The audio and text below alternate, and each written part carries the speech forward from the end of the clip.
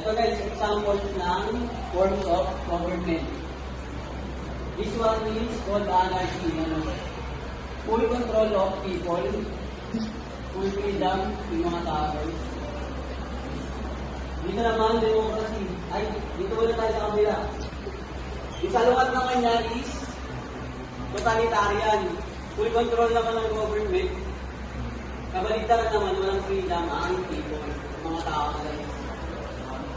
Tapos yung balance naman, na example is democracy. Sa democracy, balance ang control ng government and balance din ang control ng tao.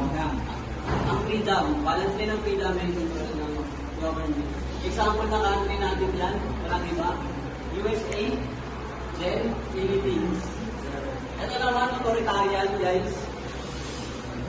Almost same ng democracy. Pero mas sa authoritarian, malaki pa rin yung control ng government kaysa sa tao, mas malaki pa rin yung freedom ng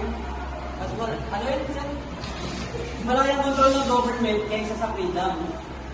Ayun dito naman sa how you measure the freedom of people and the control of the government. What are the three important institutions as a basis?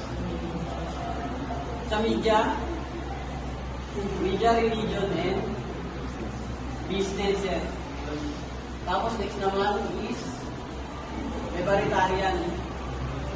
Sa libertarian naman sir, libertarian, sa libertarian, kabaligtaran naman ng authoritarian, mas malaki ang control ng freedom. Mas malaki ang freedom ng tao kaysa sa control ng government.